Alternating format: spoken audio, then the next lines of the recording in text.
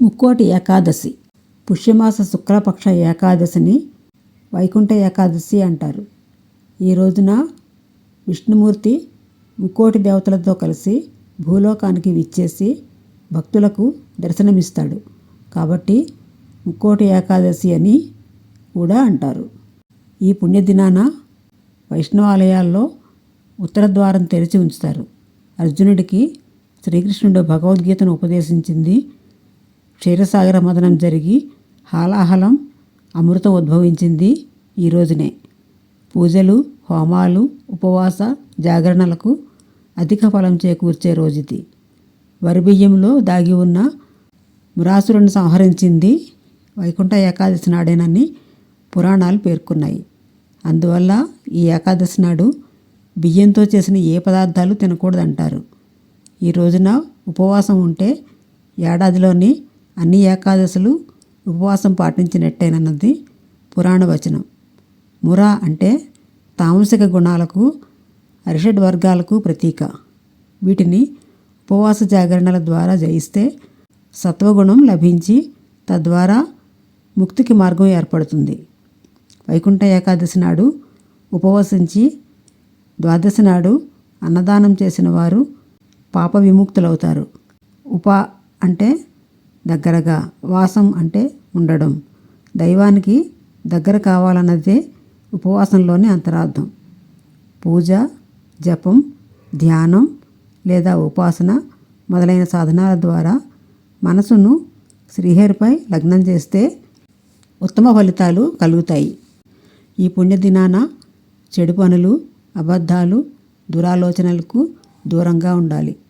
బ్రహ్మచర్యం పాటించాలి. అప్పుడే శ్రీహరి అనుగ్రహం కలుగుతుంది. ముక్కోటి ఏకాదశి రోజున నియమనిష్టలతో పూజించిన వారికి పుణ్యఫలంతో పాటు కార్యసిద్ధి కలుగుతుంది, మోక్షం ప్రాప్తిస్తుంది. ఆ రోజు ఉదయం 5 గంటలకే లేచి స్నానమాచరించి తెలుపు రంగు దుస్తులు ధరించాలి. గడపకు పసుపు రాసి కుంకుమాద్ది, తోరణాలు, ముగ్గులతో తీర్చిదిద్దాలి.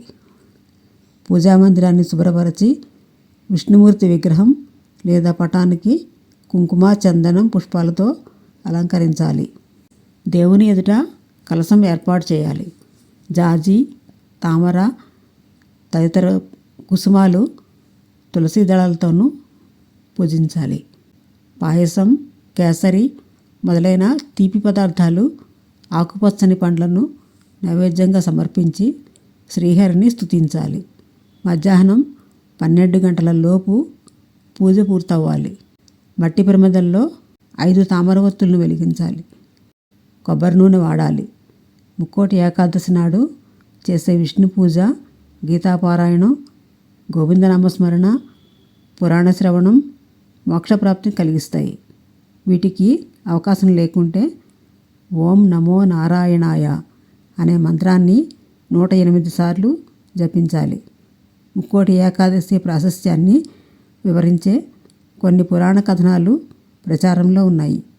పర్వత మహర్షి సూచన మేరకు వైఖానసుడనే రాజు వైకుంఠ ఏకాదశి వ్రతాన్ని ఆచరించడం వల్ల అతడి పితృదేవతలకు నరకబాధల నుండి విముక్తి కలిగి స్వర్గలోకంలో ప్రవేశించారు.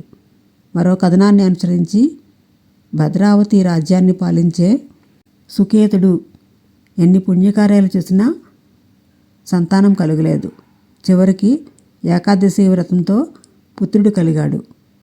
తదాదిగా పిల్లలు లేనివారు ఏకాదశి వ్రతం ఆచరించడం ఆనవాయితీ అయ్యింది. అందుకే ఈ ఏకాదశిని పుత్రదా ఏకాదశి అని కూడా అంటారు.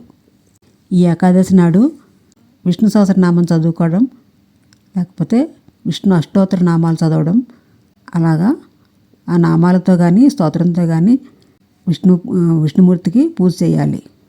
ఆ రోజు అవకాశం ఉన్నంత వరకు నామాన్ని జపిస్తూ ఉండాలి. ఉపవాసం యథాశక్తి ఉపవాసం చేయాలి. అవకాశం ఉంటే జాగరణ కూడా చేయాలి. ఇలాంటి మరిన్ని వీడియోల కోసం నా ఛానల్ని సబ్స్క్రైబ్ చేసుకోండి. సబ్స్క్రైబ్ చేసుకున్నట్టయితే నా ఛానల్లో ఉన్న వీడియోలన్నీ మీకు కనిపిస్తాయి. ఈ వీడియో నచ్చినట్టయితే లైక్ చేయండి, సబ్స్క్రైబ్ చేయండి, షేర్ చేయండి, కామెంట్ చేయండి.